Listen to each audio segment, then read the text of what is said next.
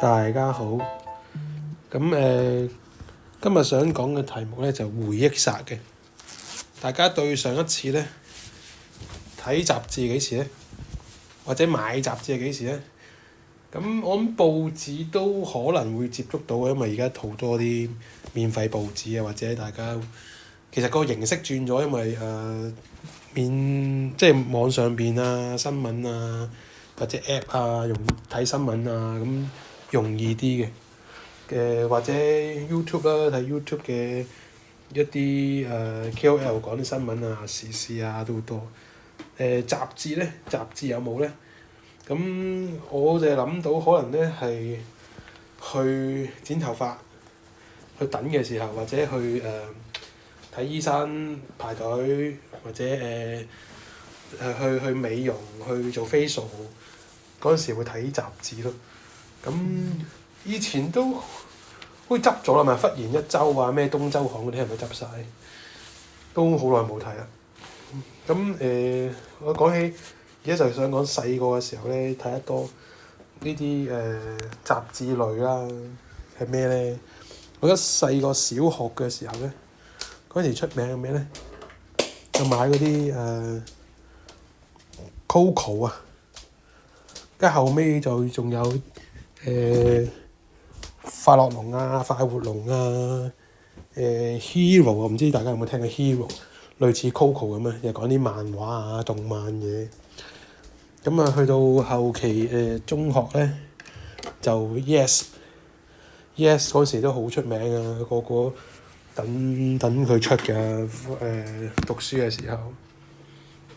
咁啊，Yes 嗰啲話題性都幾啱，即係年青人啊，或者嗰啲學生哥、學生姐佢哋去學啲話題性。依家好似都冇類似 Yes 嗰種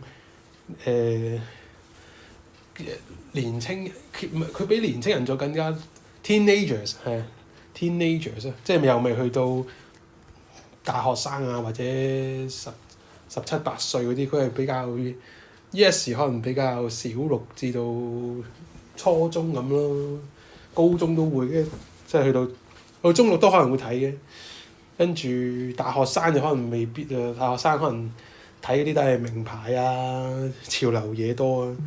但係中學生都會中意啲校園趣事啊咁樣嗰啲啦。咁其實 Yes 個回憶都好重要，抽好多 Yes 卡啊，抌咗好多錢，抽龍珠卡都係抌咗好多錢。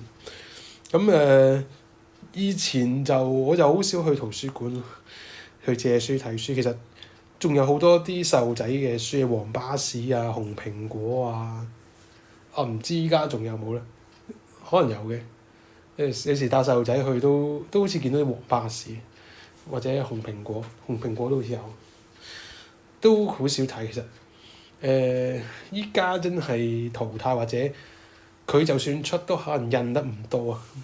電子版受歡迎啲，因為方便嘛，同埋唔使擺嘛，屋企冇地方擺。我屋企好多漫畫咧，依家都唔買啊，上網睇算啦，都冇位擠。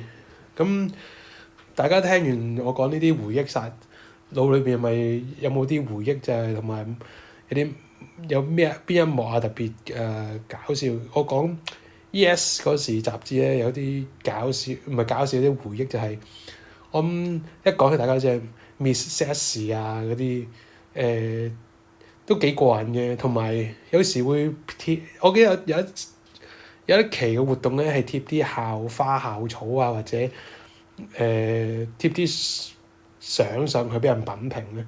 我覺得我學校有啲女仔俾人擺上去啊，俾人品評嘅都幾好笑。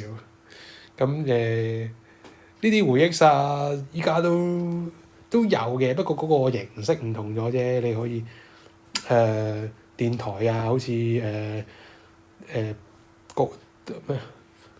啲叫咩表白嗰啲節目啊，都幾好聽啦，都幾過癮啦。另外就依家你想要 post 相、post 片、post 相俾 Facebook、IG 啊，大把你玩啦。其實就即係好多途徑咯，形式又唔同咗。我哋以前我哋就係冇呢啲咁嘅 media 啦，就係好即係硬書硬皮呢啲咁嘅實體嘢啦。咁冇噶啦，都好多嘢都電子化啦。就算依家細路仔上堂都要攞部 tablet 啊、攞部 iPad 啊出嚟，或者上網學。咁就係咁咯。咁而家諗翻起都幾過癮嘅。咁大家希望大家會有些少回憶。聽完呢個節目之後，好啦，今日講到咁多，歡迎大家繼續收聽。嗱，唔多口水，嗱，唔多廢話，我係保羅。